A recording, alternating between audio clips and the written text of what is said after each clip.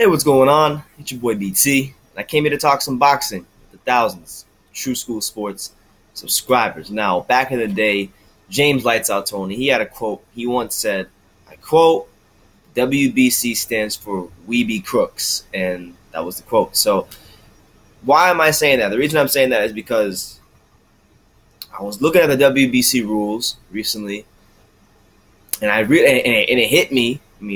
I got curious, so I looked at the rules just to see what it says in there, and it hit me that based on their own rules, Stiverne's fight should not even be happening, and I'm going to explain to you guys that in a minute. So here's what some of the rules state about, just fighters and their rankings, and I'm going to read to you guys what it says. So here's what it says. Ratings criteria by the WBC. It says that boxers shall be evaluated for the WBC rankings based upon the following factors: record, and then the next one I want to highlight, activity. Activity, all right? Activity, result and quality of performance in recent bouts, also an important one.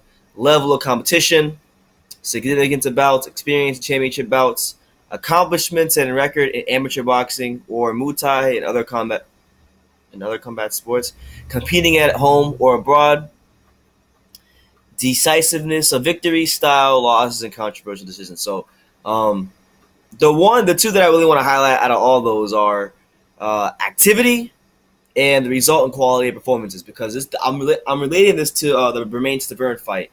Wilder had a whole situation with Luis Ortiz, whatever.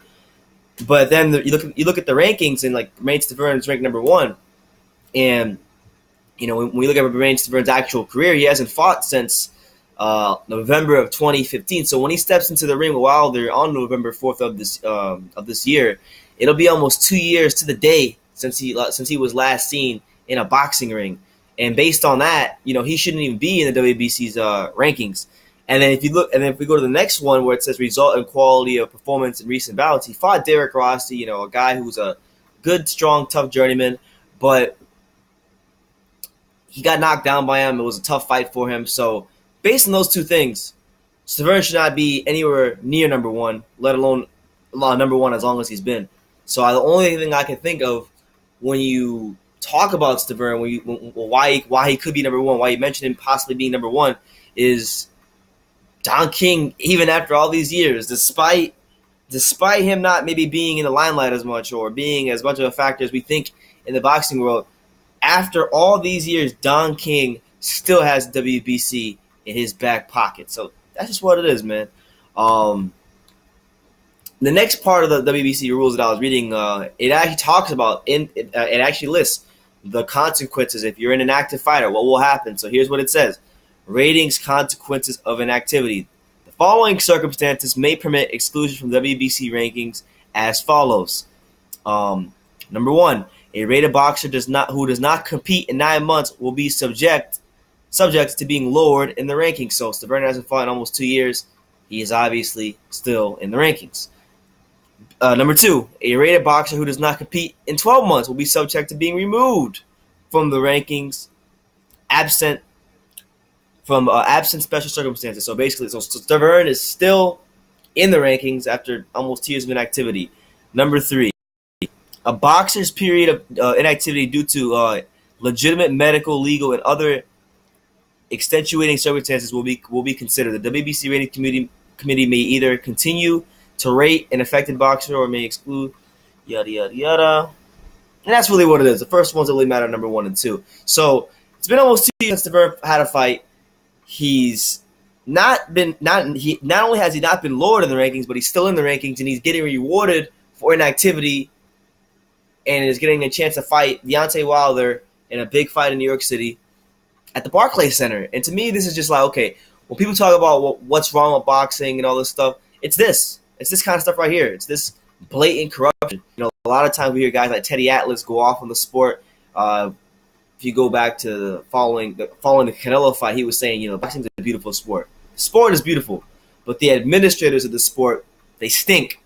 They really stink. And he's right about that, because here you have the World Boxing Council, the WBC.